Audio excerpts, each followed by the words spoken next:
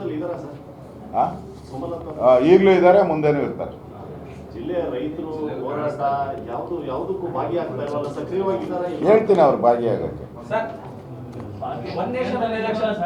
ಕೇಳ್ಕೊಂಡು ಬರ್ಬೇಕಂತ ಸರ್, ನಿಮ್ಮ ಹತ್ರ ಕೇಳ್ಕೊಂಡು ಬರ್ಬೇಕ ಅವರು ಅಂತ. ಯಾರು ಇಲ್ಲ, ನಮ್ಮ ಲೀಡ್ರಲ್ಲ, ನಮ್ಮ ಲೀಡ್ರು ಅವ್ರಿಗೆ ಸಲಹೆ ಕೊಡೋಕೆ ಅಧಿಕಾರ ನನಗಿದೆ, ಅವ್ರು ಹೇಳೋ ಮಾತು ಕೇಳೋ ಅಧಿಕಾರ ಅವ್ರಿಗೂ ಇದೆ, ಅದರಿಂದ ಸಲಹೆ ಕೊಡ್ತೀನಿ. ಏನಿಲ್ಲ, ಬರ್ತಾರೆ. ಸ್ವಲ್ಪ ರಾಜಕೀಯದ ಬೆಳವಣಿಗೆಯಿಂದ ಬರ್ತಾರೆ ಬೇಗ ಅವರು. ನೆಕ್ಸ್ಟ್, ಧನ್ಯವಾದ.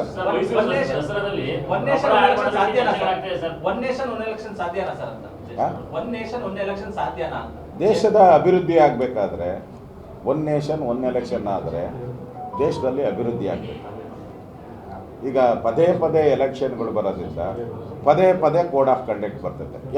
MLC ಎಲೆಕ್ಷನ್ ಬರಲಿ 45 ದಿನ, MLA ಎಲೆಕ್ಷನ್ ಬರಲಿ 45 ದಿನ, ಜಿಲ್ಲಾ ಪಂಚಾಯಿತಿ ಬರಲಿ 45 ದಿನ, ಗ್ರಾಮ ಪಂಚಾಯಿತಿ ಬರಲಿ 45 ದಿನ, MP ಎಲೆಕ್ಷನ್ ಬರಲಿ 45 ದಿನ, ಬೈ ಎಲೆಕ್ಷನ್ ಬರಲಿ ಹಿಂಗೆ ಬಂದು ಏನಾಗ್ತದೆ, ಅಧಿಕಾರಿಗಳು ಕೆಲಸನೇ ಮಾಡಲ್ಲ. ಅದರಿಂದ ಎಷ್ಟು ಕೋಟ್ಯಾಂತರ ರೂಪಾಯಿ ವೇಸ್ಟ್ ಆಗ್ತಾ ಇದೆ.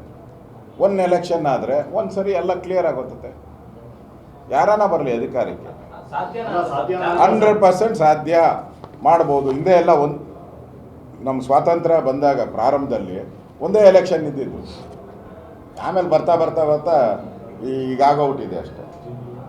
ಒಳ್ಳೆಯದು, ಆ ಸಲಹೆ ಒಳ್ಳೆಯದು. ಈಗಾಗಲೇ ಚರ್ಚೆಗೆ ಬಿಟ್ಟಿದ್ದಾರೆ ಕೇಂದ್ರ ಸರ್ಕಾರ, ಅಭಿಪ್ರಾಯಗಳು ತಗೊಳ್ಳೋಣ, ಬರಲಿ. ಹಾಂ, ಇದು 6ನೇ ಸರಿ ಅರ್ಜಿ ಹಾಕ್ಕೊಂಡಿರೋದು. DK ಶಿವಕುಮಾರ್ ಅವ್ರಿಗೆ ಆ ಧೈರ್ಯ ಇಲ್ಲ, ಎಲೆಕ್ಷನ್ ಮಾಡೋ ಧೈರ್ಯ ಇಲ್ಲ. ಅದಕ್ಕೆ ಪ್ರತಿ ಸರಿನೂ ಸರಿ ಏನು ಕಾರಣ ಕೊಟ್ಟರು, ಅದ್ರ ಹಿಂದಿನ ಸರಿ ಏನು ಕಾರಣ ಕೊಟ್ಟರು, ಟೈಮ್ ಬೇಕು ನಮಗೆ ಅಂತ ಹೇಳಿದ್ರು. ಅದಾದಮೇಲೆ ಇನ್ನೊಂದು ಸರಿ ನಮಗೆ ನಾನು ಹೊಸ್ದಾಗಿ ಬಂದುಬಿಟ್ಟಿದ್ದೀನಿ ಅಂತ ಏನೋ ಅರ್ಜಿ ಹಾಕ್ಕೊಂಡಿರ್ಬೇಕು. ಈಗ ಇದರ ಎಲೆಕ್ಷನ್ ಯಾವುದು SIR ಅಂತ ಹಾಕ್ಕೊಂಡಿದ್ದಾರೆ. ಮುಂದೆ ಬಂದರೆ ಇದು ಹಾಕ್ತಾರೆ, ಏನು ಯುಗಾದಿ ಹಬ್ಬ ಬಂತು, ಅದಕ್ಕೋಸ್ಕರ ಹಾಕಿದ್ದೀವಿ.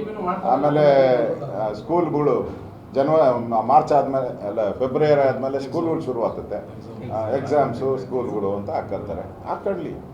ಕಾಂಗ್ರೆಸ್ DK ಶಿವಕುಮಾರ್ ಅವರು ಒನ್ಲಿ ಹೈಕಮಾಂಡ್ಗೆ ATM ಅಷ್ಟೇ ಕಲೆಕ್ಷನ್ ಮಾಡಿ ಕೊಡೋಕ್ಕೆ ಬಂದಿರೋದು ಅವರಷ್ಟೇ.